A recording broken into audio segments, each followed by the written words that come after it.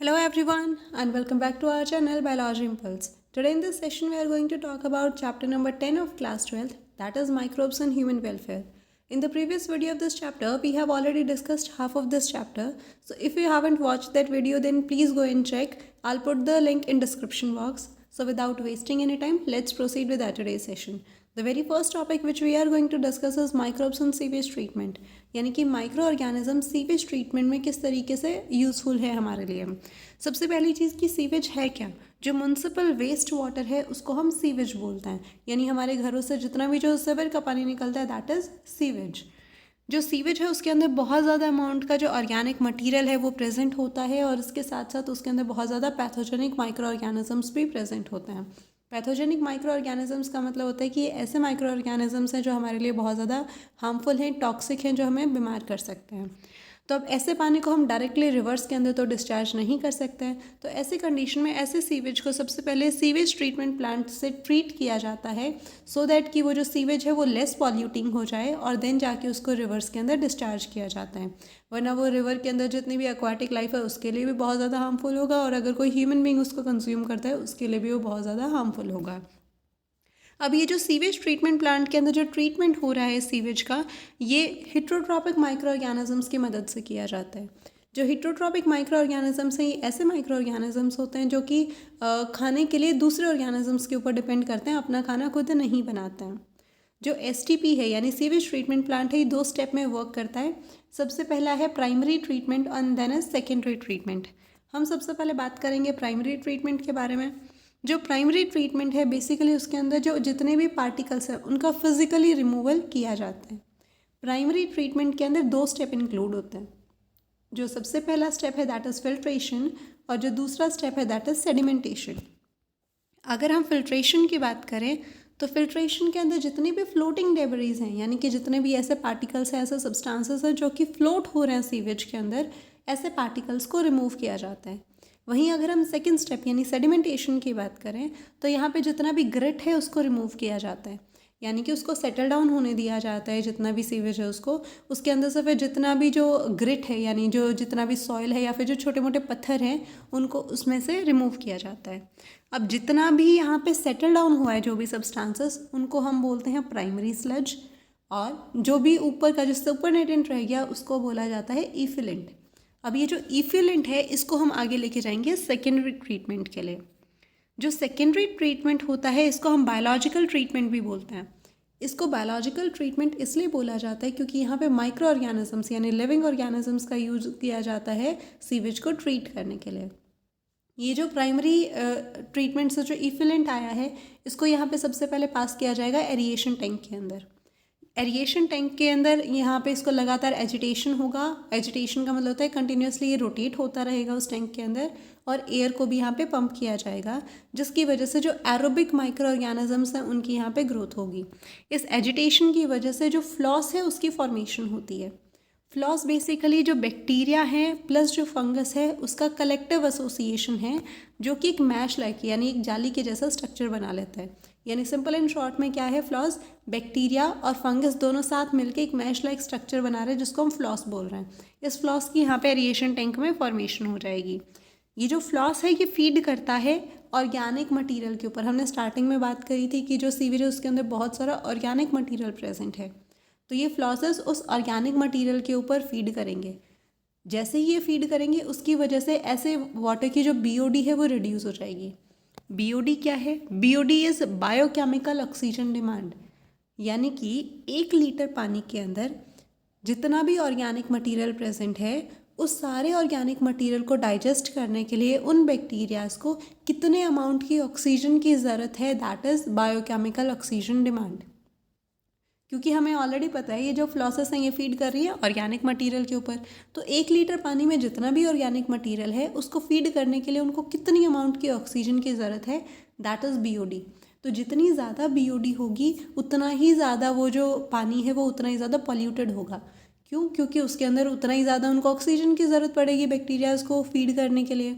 वहीं पे जितना कम ऑर्गेनिक मटेरियल प्रेजेंट होगा उतनी ही कम बीओडी होगी, यानी कि उतना ही कम जो पॉल्यूटिंग पोटेंशियल है वो होगा उस पानी का. सेम चीज़ आगे है कि जितनी ज़्यादा बीओडी उतना ही ज़्यादा पानी पॉल्यूटेड होगा. तो जैसे एक बार जब ये BOD रिड्यूस हो जाती है तो इस इफ्लुएंट को आगे सेटलिंग टैंक के अंदर पास कर दिया जाता है। सबसे पहला टैंक था एरिएशन टैंक, नाउ अब उसको हम पास करेंगे सेटलिंग टैंक के अंदर। यहाँ पे जो फ्लॉसेस हैं अब उनको सेटल डाउन होने दिया जाता है, यानी कि उनको सेडिमेंट किया जाता है। अब जब ये सेडिमेंट हो जाती हैं तो ये जो सेडिमेंट होगा नीचे इसको हम क्या बोलेंगे, एक्टिवेटेड स्लज। और ये जो एक्टिवेटेड स्लज है इसको आगे हम पास कर देंगे एक और टैंक के अंदर जिसको हम बोलते हैं अनएरोबिक स्लज डाइजेस्टर।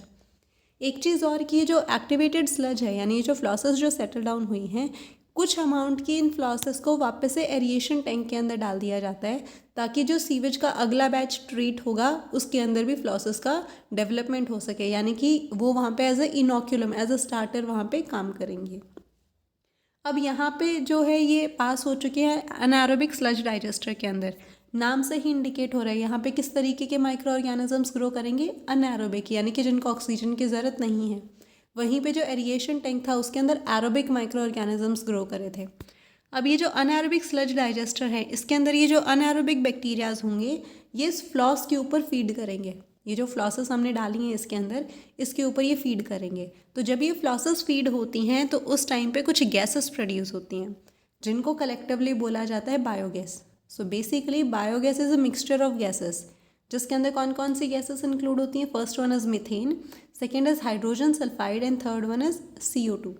इनके अंदर जो सबसे ज़्यादा अमाउंट में जो गैस पाई जाती है दैट इज़ मीथेन। ये भी क्वेश्चन बन जाता है कि बायोगैस के अंदर जो सबसे प्रोडोमिनेंट गैस है वो कौन सी है, then answer will be methane. अब ये जो इफिलेंट है जो सेकेंडरी ट्रीटमेंट प्लांट से अब कम्प्लीटली ट्रीट हो चुका है, अब इसको वापस से नेचुरल वाटर बॉडीज़ के अंदर रिलीज़ कर दिया जाता है क्योंकि अब इसका जो पॉल्यूटिंग पोटेंशियल है वो बहुत ही ज़्यादा कम हो चुका है। अब अगर हमने इसको रिवर में डिस्चार्ज किया तो ये किसी भी तरीके से वहाँ की जो एक्वेटिक लाइफ है या फिर वहाँ का जो पानी की क्वालिटी है उसको डिग्रेड नहीं करेगा। तो बेसिकली अभी तक हमने जितना भी पढ़ा है सीवेज ट्रीटमेंट प्लांट के अंदर उसको एक बार रिपीट कर लेते हैं। सबसे पहले क्या प्राइमरी ट्रीटमेंट हुआ, देन प्राइमरी ट्रीटमेंट का जो इफ्लुएंट था उसको हमने भेजा एरिएशन टैंक के अंदर। एरिएशन टैंक के अंदर एजिटेशन हुआ जिसकी वजह से फ्लॉसेस ग्रो हुए। फ्लॉसेस ने BOD को कम कर दिया। जब BOD कम हो गई तो हमने उसको ट्रांसफ़र कर दिया सेटलिंग टैंक के अंदर। सेटलिंग टैंक के अंदर जब ये फ्लॉसेस सेटल डाउन हो गए तब हमने उसको एक्टिवेटेड स्लज बोला। इस एक्टिवेटेड स्लज को हमने तीसरे टैंक यानी कि अनएरोबिक स्लज डाइजेस्टर के अंदर ट्रांसफ़र करा दिया। फिर अनएरोबिक स्लज डाइजेस्टर के अंदर जो अनएरोबिक बैक्टीरिया थे उन्होंने फ्लॉसेस के ऊपर फीड किया जिसकी वजह से बायोगैस प्रोड्यूस हुई। लास्ट में अब ये पानी कम्प्लीटली ट्रीट हो चुका है तो इसको हम नेचुरल वाटर बॉडीज़ के अंदर डिस्चार्ज कर देंगे। Next is Ganga and Yamuna action plan. So basically जो गंगा और यमुना एक्शन प्लान है इसको मिनिस्ट्री ऑफ एनवायरनमेंट ने लॉन्च किया था जिसका मेन एम था कि हमारे जो कंट्री की जो मेजर रिवर्स हैं उनको पॉल्यूशन से बचाया जा सके। इसके अंदर प्लान में इंक्लूड किया गया था कि जितने भी हमारी मेन रिवर्स हैं उनके अंदर हम बहुत ज़्यादा अमाउंट में जो सीवेज ट्रीटमेंट प्लांट है उनके अराउंड वो बनाएंगे सो दैट कि सिर्फ जो ट्रीटेड वाटर है उसी को इन रिवर्स के अंदर डिस्चार्ज किया जा सके। तो इससे पहले कि हम आगे चले एक बार इस टॉपिक से रिलेटेड जितने भी इंपॉर्टेंट MCQs हैं उनको डिस्कशन कर लेते हैं। The very first question is Which of the following is put into anaerobic sludge digester for the further sewage treatment? यानी कि anaerobic sludge digester के अंदर हम कौन सी चीज़ को ट्रांसफ़र कराते हैं? The answer will be activated sludge। हमने जो activated sludge था जब फ्लॉसेस सेटल डाउन हुए थे तभी जाके हमने उसको anaerobic sludge digester के अंदर पास करवाया था। Next question is which of the following in sewage treatment remove suspended solid? The correct answer to this question will be option number B, that is primary treatment। यानी कि primary treatment के अंदर ही जितना भी जो सॉलिड था जो suspend हुआ था उसको हमने रिमूव करवाया था। Next question is which gas are produced in anaerobic sludge digester. यानी कि जब अनएरोबिक बैक्टीरियाज फ्लॉसेस के ऊपर फीड करते हैं तो वहाँ से कौन सी गैसेस रिलीज होती हैं? Answer will be methane, hydrogen sulphide and CO2। अभी अभी हमने इनके बारे में बात करी थी जिसको कलेक्टिवली हम बायोगैस के नाम से भी जानते हैं। Therefore option number B is the right answer. Next question is the domesticated sewage in large cities. The correct answer to this question will be is produced by the aerobic and then anaerobic bacteria in the secondary treatment in the sewage treatment plant। यानी कि ये जो sewage है सबसे पहले इसको aerobic तरीके से ट्रीट किया जाता है फिर इसको अनएरोबिक माइक्रो ऑर्गेनिजम्स की मदद से ट्रीट किया जाता है सीवेज ट्रीटमेंट प्लांट के अंदर।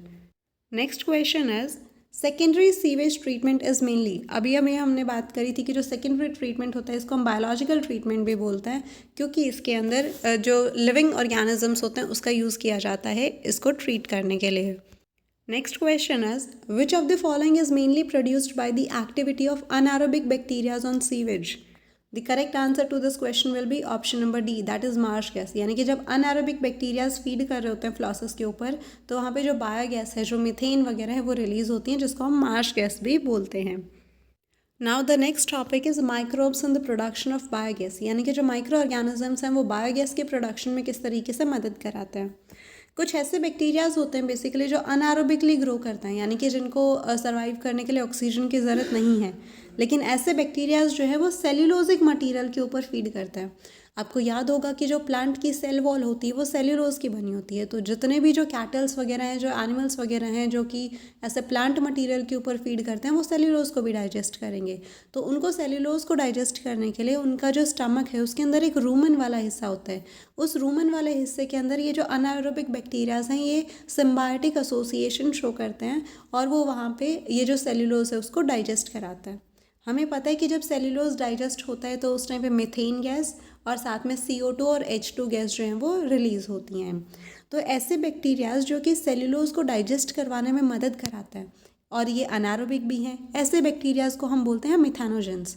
और यही जो मिथानोजेंस हैं या फिर ये जो मिथानोबैक्टीरियाज हैं ये सीवेज ट्रीटमेंट प्लांट के अंदर वो जो अनारोबिक स्लज डाइजेस्टर था वहाँ पे भी यही वाले बैक्टीरियाज पाए जाते हैं।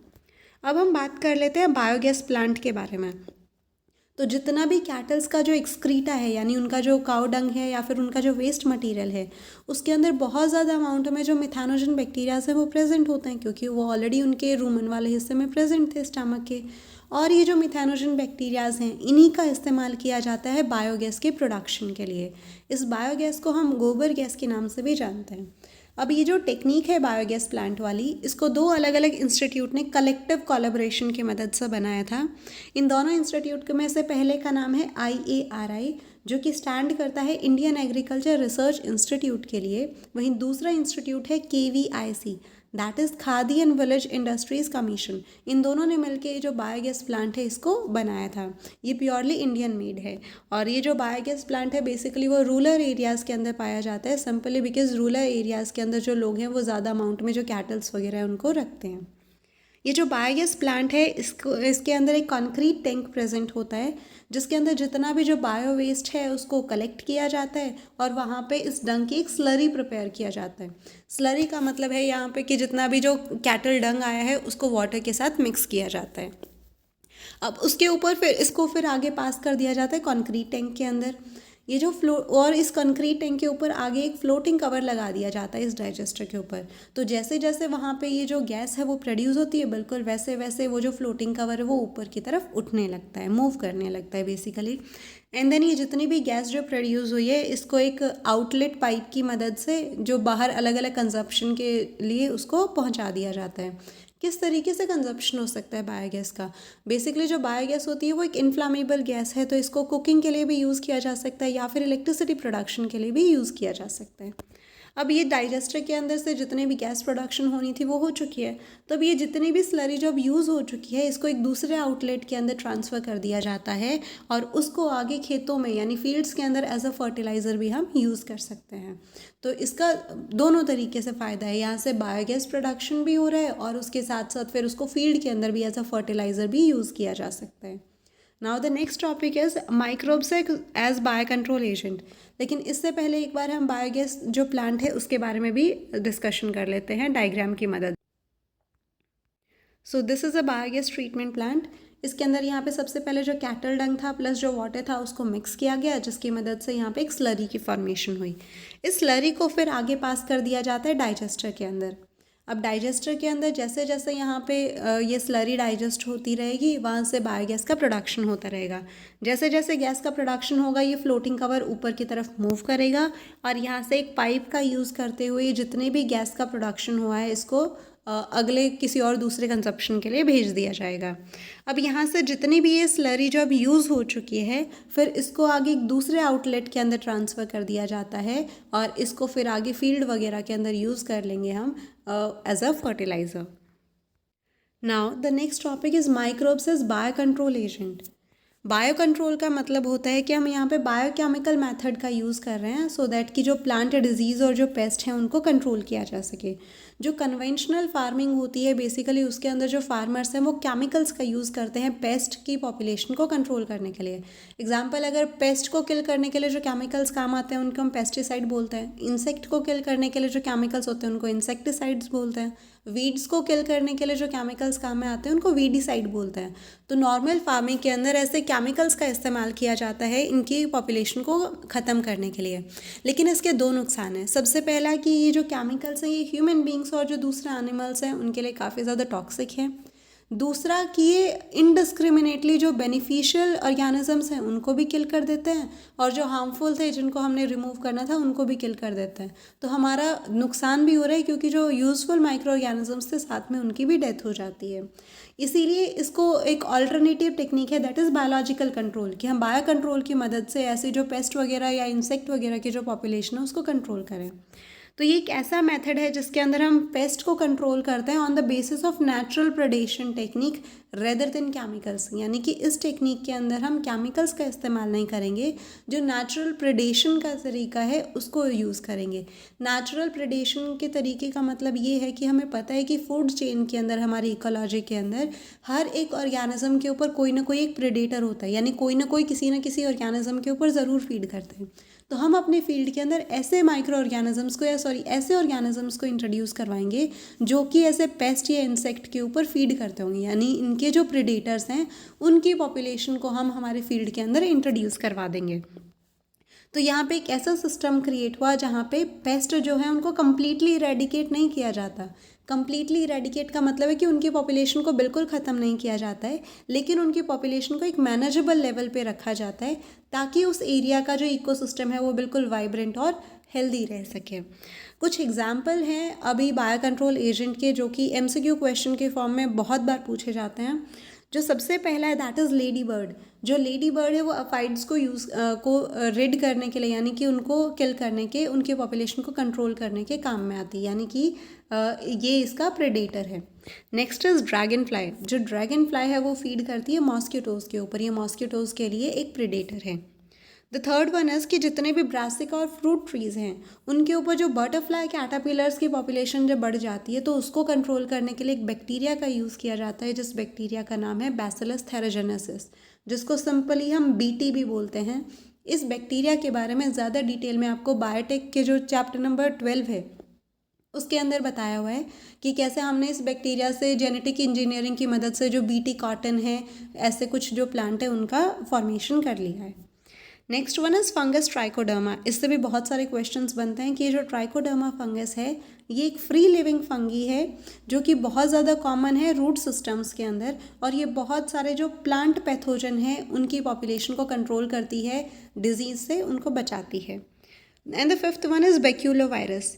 बैक्यूलोवायरस एक ऐसा पैथोजन है जो कि इंसेक्ट और जो दूसरे आर्थ्रोपोड्स हैं उनको अटैक करता है। जो बैक्यूलोवायरस की जो मेजॉरिटी है जो कि as a bio control agent use किया जाता है वो एक पर्टिकुलर जीनस से है, जिस जीनस का नाम है न्यूक्लियोपॉलीहेड्रोवायरस। यानी कि बैक्यूलोवायरस के अंदर एक जीनस है जिसको हम न्यूक्लियोपॉलीहेड्रोवायरस बोलते हैं। ये सबसे ज़्यादा अमाउंट में as a bio control agent use किए जाते हैं। ये क्यों है इतने ज़्यादा एक excellent candidate as a bio control, तो उसके पीछे दो रीज़न है। सबसे पहला कि ये स्पीशीज़ स्पेसिफिक होते हैं। स्पीशीज़ स्पेसिफिक का मतलब है कि ये जो हैं वो एक पर्टिकुलर स्पीशीज़ को ही अफेक्ट करते हैं, उन्हीं के ऊपर फीड करते हैं, जो बाकी के ऑर्गेनिजम्स हैं उनको कोई नुकसान नहीं पहुंचाते हैं। प्लस दूसरी जो इसका प्लस पॉइंट है वो ये है कि ना तो ये ह्यूमन बींग्स के लिए हार्मफुल है और ना ही ये जो दूसरे ऑर्गेनिजम्स हैं उनके लिए हार्मफुल है। दूसरा इंपॉर्टेंट पॉइंट कि नैरो स्पेक्ट्रम इंसेक्टिसाइडल एप्लीकेशंस के लिए बहुत ज़्यादा बेनिफिशियल है। ये जो नैरो स्पेक्ट्रम है इसका मतलब ये है कि एक सिलेक्टेड ग्रुप ऑफ ऑर्गेनिजम्स के ऊपर ही फीड करेगा, बाकियों के ऊपर नहीं करेगा। तो ये जो वर्ड्स हैं ये इंपॉर्टेंट हैं, इनसे बहुत ज़्यादा MCQ क्वेश्चंस पूछे जाते हैं। तो इस टॉपिक से रिलेटेड जितने भी MCQs हैं जो पिछले कॉम्पिटिटिव एग्जाम्स में पूछे गए हैं उनको डिस्कशन कर लेते हैं। The first question is which of the following can be used as a biocontrol agent in the treatment of plant disease? The answer to this question will be trichoderma। अभी हमने पढ़ी थी कि वो रूट सिस्टम के साथ होती है प्लांट के अंदर और वो बहुत सारी डिजीज़ को कंट्रोल करती है। Next question is, select the correct group of biocontrol agent. The answer to this question will be Trichoderma, Baculovirus and Bacillus thuringiensis. इन्हीं तीनों के बारे में हमने यहाँ पे अभी बात करी थी. Next question is, a biocontrol agent to be a part of the integrated pest management should be, यानी कि एक जो ideal biocontrol agent है उसको कैसा होना चाहिए. The answer to this question will be species specific and inactive on the non-target organisms. यानी कि एक पर्टिकुलर स्पीशीज़ को ही वो अफेक्ट करने वाला हो और इसके साथ साथ जो नॉन टारगेट ऑर्गेनिजम्स हैं यानी कि जिनको हमने रिमूव नहीं करना उनके खिलाफ वो इनएक्टिव रहे, यानी कि उनके खिलाफ कोई एक्शन में ना आए, उनके ऊपर अटैक ना करे. फर्स्ट वाला ऑप्शन इसलिए नहीं हुआ क्योंकि यहाँ पे इन्होंने सिम्बायोटिक बोला है. सिम्बायोटिक एसोसिएशन का मतलब होता है कि जब दो ऑर्गेनिज्म साथ रहते हैं और उनके साथ रहने से दोनों को फ़ायदा हो.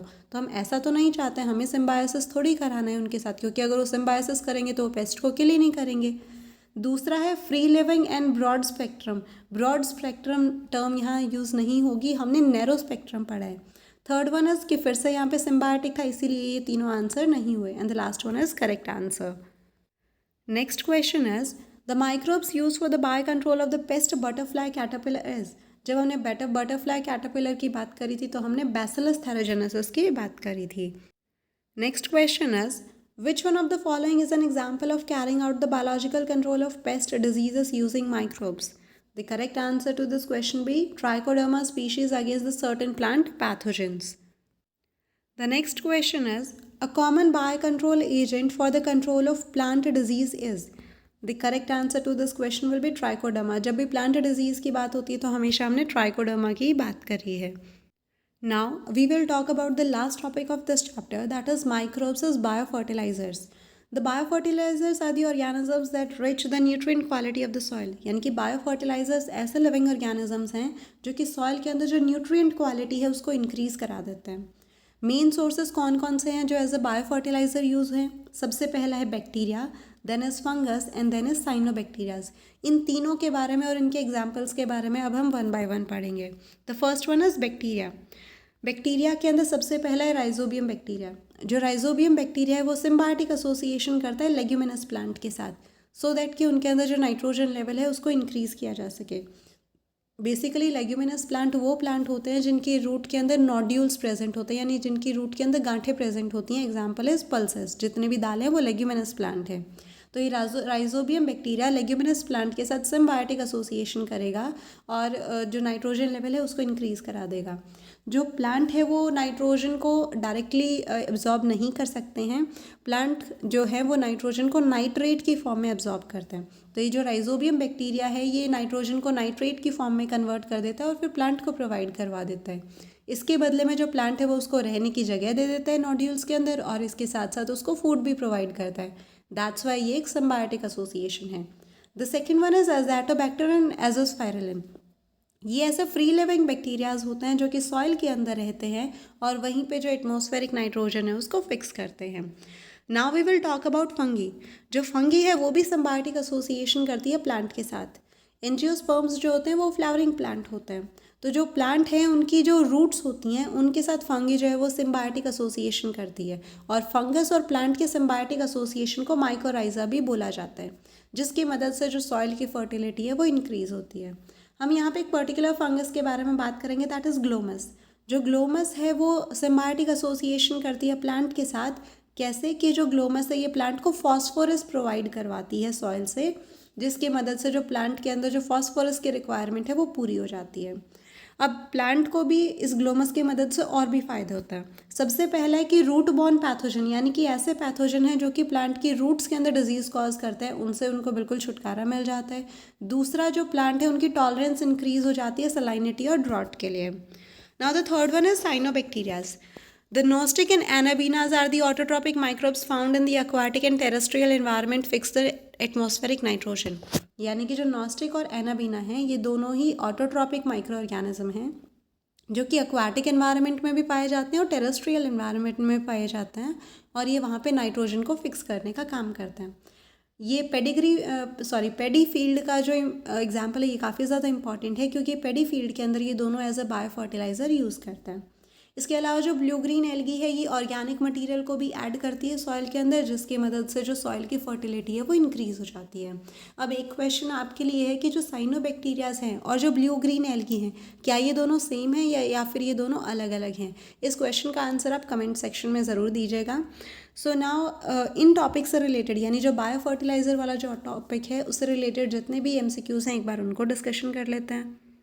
The first question is select the mismatch, यानी कि जो मैच गलत है आपको उसको सेलेक्ट करना है। The answer will be option number A, that is rhodospirillum and mycorrhiza.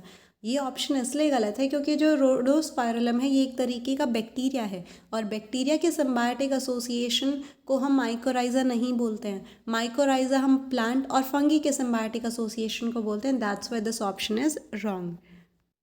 Next question is a nitrogen fixing microbe associated with the azolo is in the rice field is. The correct answer to this question will be Anabina. अभी हमने gnostic और Anabaena की बात करी है।